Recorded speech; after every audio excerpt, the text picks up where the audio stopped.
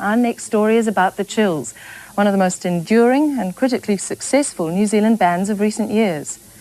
Over the past 12 years, leader Martin Phillipps has reformed the band 14 times. And while drummers, guitarists and keyboard players came and went, there was always a Chills. When we spoke to the band, they were preparing for yet another overseas tour. Now, words come through that Martin Phillipps has disbanded the Chills for good. So, I look back at the Chills, the way they were.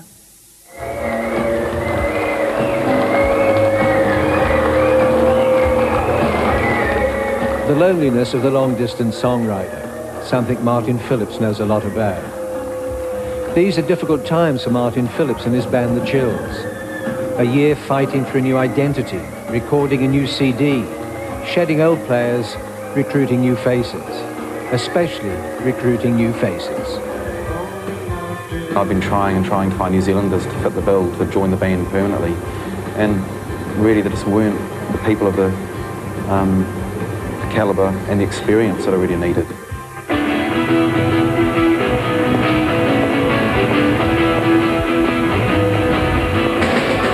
Martin Phillipps came out of Dunedin's punk scene in the late 70s, formed The Chills with the idea of writing great pop songs, and became an international cult figure. The trouble now is that he's stuck in a promotional limbo between cult band made good and headliners without a string of hits. No argument really, Martin Phillipps really is The Chills.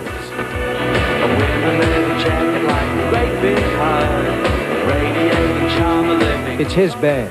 He gives them the themes, structure and melodies, and he has delivered. Anthems like Leather Jacket, in memory of his first drummer. Just before Martin Ball died of leukemia, he gave Martin Phillipps his favourite leather jacket.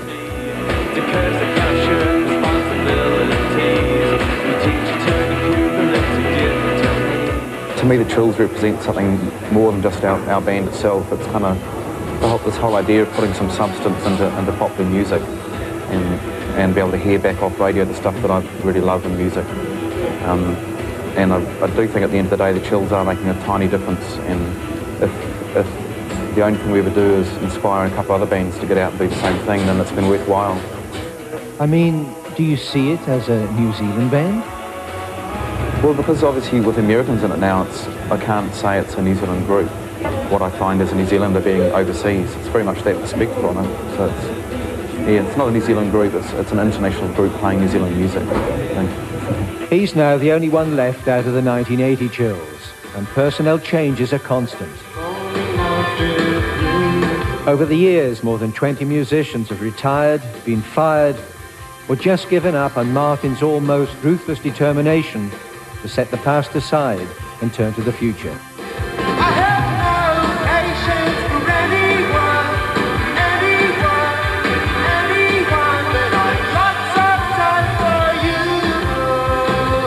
Today, he's got a band of US imports. Doesn't need Kiwi musicians because he's the keeper of the sound. Earl Robertson from New York, living on borrowed time signatures. New keyboard player Lisa Mednick's has gigged with legends like Townes Van Zandt. And new guitarist Steve Scher. He was an out-of-work musician in an LA record store when Martin gave him a job with The Chills.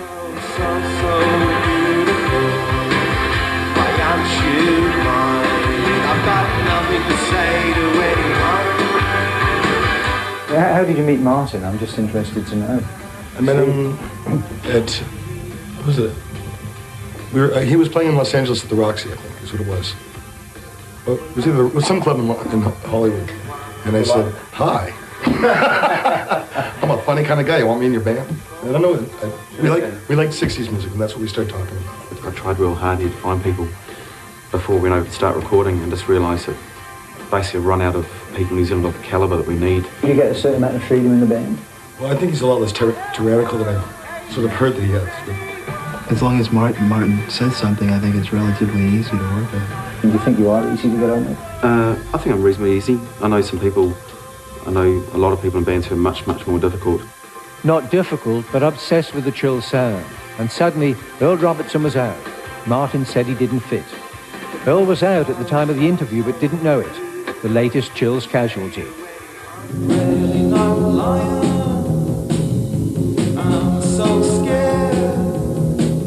I have to stop. Even after 12 struggling years, the Chills retain a remarkable mystique.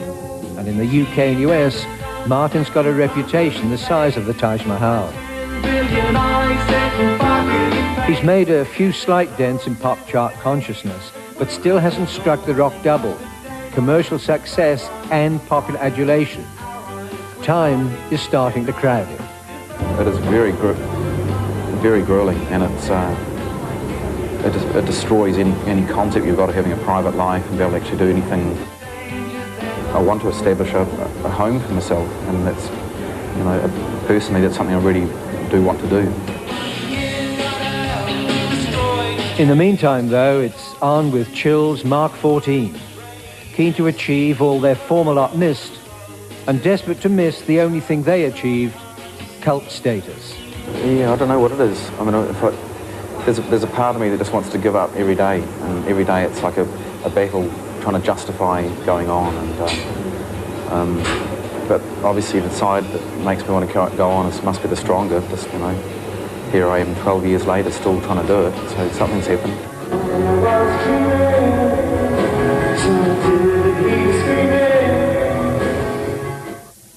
And while it seems the name The Chills may have had its day, there's bound to be a lot more music to look forward to from Martin Phillipps.